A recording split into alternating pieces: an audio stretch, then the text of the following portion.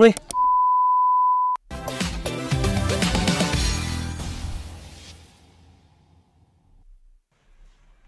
So, may pinaayos sa atin ngayon itong portable car wash. Naisip ko lang baka pwede itong makatulong sa mga ka-toolbox natin. Kaya ginawan ko ng video. So, try natin ayusin ito. Pero bago natin ayusin ay shoutout po muna sa inyong lahat na mga subscriber ng Toolbox channel. Lalo na sa mga bagong subscriber natin.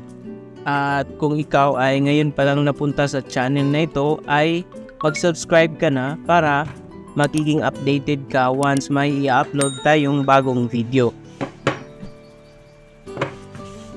So ngayon, ang una nating gagawin ay i-check muna natin ang mga battery. Baka ang mga battery ang may problema.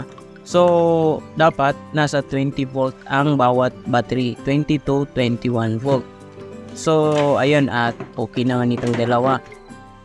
Ibig sabihin nito, nasa internal part nitong sprayer ang problema dahil okay naman ang kanyang battery. Kaya, buksan na natin.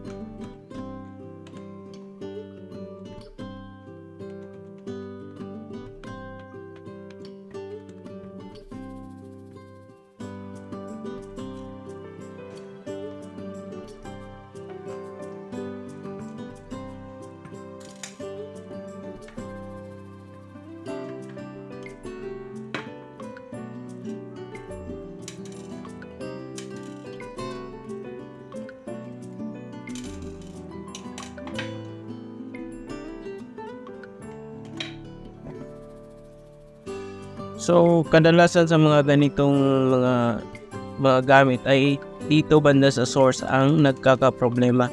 Kaya dito natin simulan ang ating pag-check. Baka hindi lang nakadaan ang kuryente.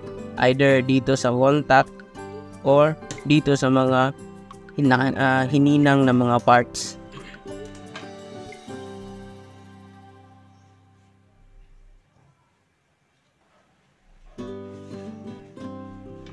So, dalawang klase ng pag-check ng ganitong circuit. Either voltage tracing or yung paggamit ng continuity test. So, sa ating gagawin ngayon ay itong continuity test. Sa paraan na ito ay hindi siya naka-energize. Pero, malalaman pa rin natin saan banda na wala yung contact o connection. So, chinek ko na kagad itong micro switch. Ito kasi ang madalas na nasisira, lalo na yung hindi talaga durable ang klase ng materyales. Dahil ito ang moving part at dito nagkakaroon ng arcing o spark kapag nag-on at nag-off ang ating motor. So, base sa ating checking gamit ang tester, wala siyang continuity, wala siyang connection. Kaya naisip ko i-jumper ko para matry ko kung matest ko kung doon ba talaga. Bali bypass natin ang switch.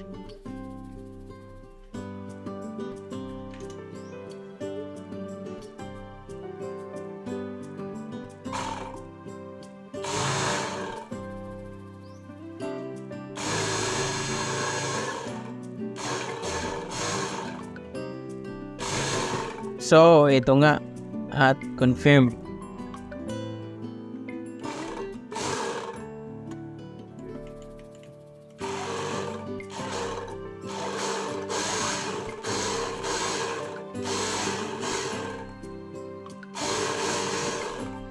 Itong micro switch ang may problema.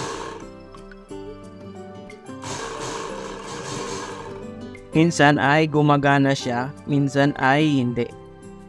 I-repair na lang muna natin ito habang wala pa tayong pampalit. Kumbaga pansamantagal.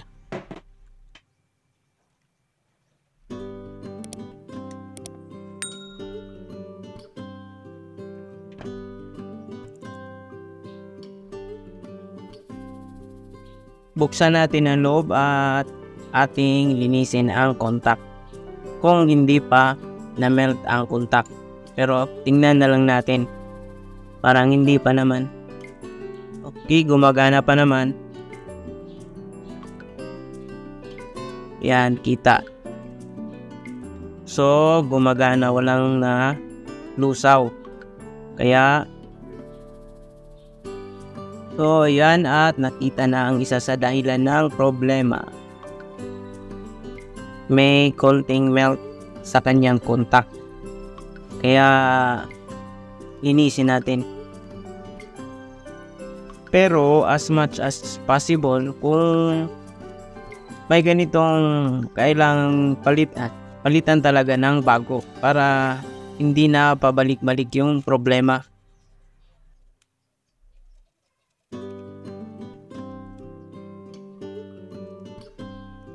So malinis na, kaya pwede na nating ibalik yung ating tinanggal kanina.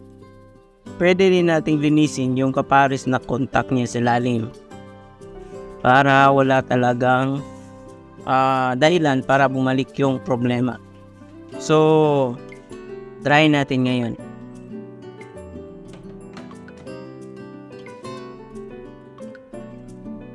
Continuity test pa rin tayo. Kaya set natin sa continuity yung ating tester.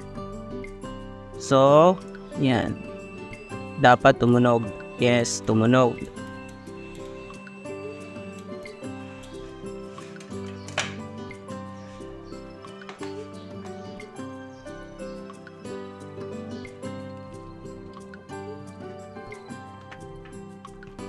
Para sigurado tayong hindi tayo pabalik-balik, ay i-test muna natin bago natin i-screw ang kanyang enclosure.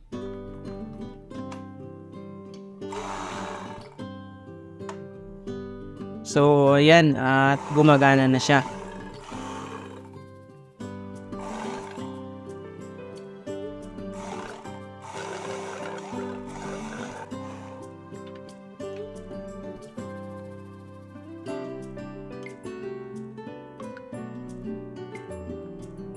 So kadalasan sa mga nasisira sa ganitong mga equipment ay yung mga moving parts. Kaya nito yung sa micro switch.